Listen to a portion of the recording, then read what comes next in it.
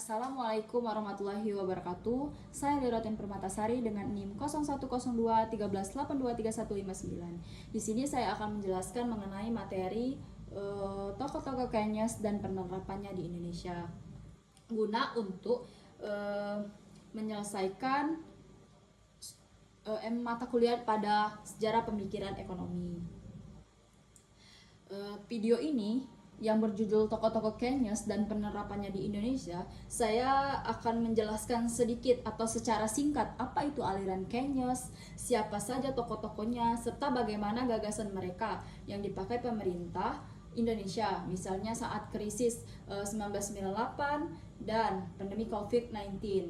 Dasar teorinya saya ambil dari beberapa buku penting yang pernah saya baca, yang saya analisis, seperti buku The General of Employment in and Many karya John Mancini 1936. Buku makroekonomi yang biasa saya pelajari saat mata kuliah itu Modern karya Sadono Sikirno, dan buku ekonomi makro karangan Paul Samuelson. Nah, selanjutnya itu ada aliran Keynes. Keynes adalah aliran dalam ekonomi makro yang menekankan peran pemerintah atau agregat dalam menentukan output pengangguran, berbeda dengan teori klasik yang percaya bahwa pasar akan otomatis menyesuaikan diri. Keynes dalam bukunya menjelaskan bahwa pemerintah harus ikut campur tangan lewat kebijakan fiskal dan moneter. Saat ekonomi sedang lesu, contohnya saat banyak orang menganggur, permintaan turun, pemerintah bisa meningkatkan belanja publik, membangun proyek infrastruktur, atau memberikan bantuan langsung nih, seperti bantuan untuk orang-orang yang membutuhkan itu, BLT. Sehingga permintaan kembali naik dan ekonomi tidak jatuh terlalu dalam. Saya akan menjelaskan siapa saja tokoh-tokoh yang ada di Keynes ini. Tokoh-tokohnya itu ada tokoh utama, terutama tentunya itu adalah John Maynard Keynes. John Maynard Keynes ini adalah ekonom Inggris yang dikenal sebagai bapak ekonomi makro modern. Dalam bukunya yang berjudul The General of 1936, ia menjelaskan bahwa pengeluaran agregat menentukan output dan pengangguran, sehingga perlu intervensi pemerintah.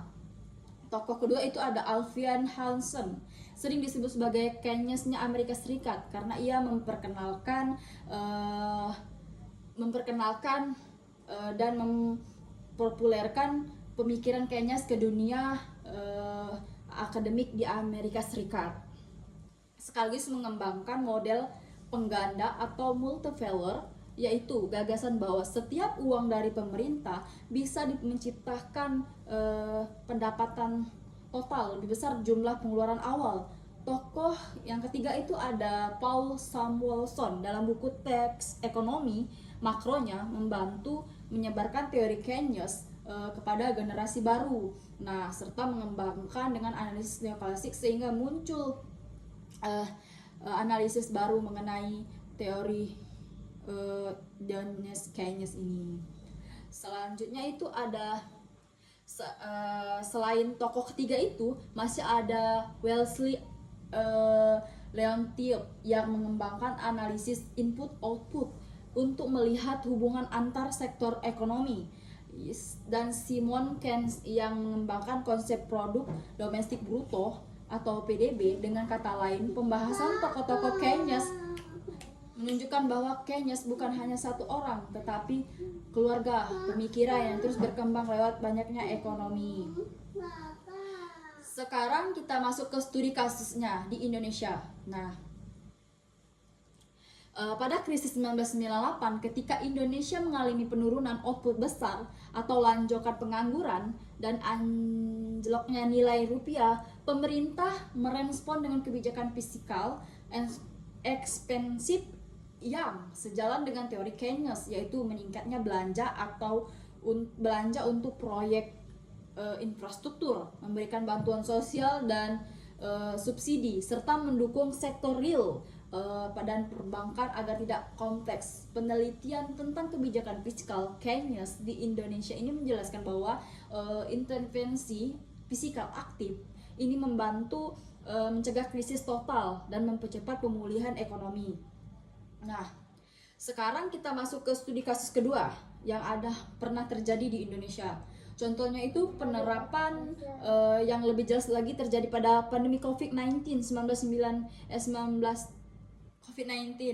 2023 sampai dengan 2020 sampai dengan 2023. Nah, di mana pemerintah Indonesia mengeluarkan program besar seperti bantuan sosial, uang tunai, kartu pekerja, subsidi listrik, bahan bakar, serta insentif untuk UMKM. Uang dari pemerintah ini masuk ke tangan rumah tangga dan pelaku modal usaha, lalu dipakai untuk konsumsi dan investasi sehingga memutus rantai penurunan permintaan. Ini mirip dengan konsep multivalue effect yang dikembangkan oleh Hudson dan Samuelson dalam buku-buku teks ekonomi mereka. Beberapa studi tentang kebijakan fiskal di Indonesia menunjukkan bahwa program-program ini membantu meningkatkan permintaan agregat, memperluas lapangan kerja, dan menjaga daya beli masyarakat saat ekonomi sedang tidak stabil. Nah, selain itu, pemerintah juga menggunakan subsidi pangan dan bantuan sosial ketika harga melonjak. Nah, agar masyarakat tetap bisa membeli kebutuhan pokok, ini menunjukkan bahwa pemerintah memakai prinsip Keynes untuk menjaga stabilitas daya beli dan mencegah krisis sosial saat harga meroket. Dengan demikian, teori Keynes yang berasal dari buku-buku klasik tidak hanya teori abstrak, tetapi menjadi dasar banyak kebijakan nyata di Indonesia. Singkat dari pembahasan tokoh-tokoh Keynes yang saya jelaskan, yang terdapat studi kasus di Indonesia, ketika kita bisa melihat nih bahwa Keynes adalah satu keluarga pemikiran yang terus berkembang dan penerapannya terlihat jelas dalam kebijakan fiskal di Indonesia saat krisis 1998 dan pandemi COVID-19 yang terjadi.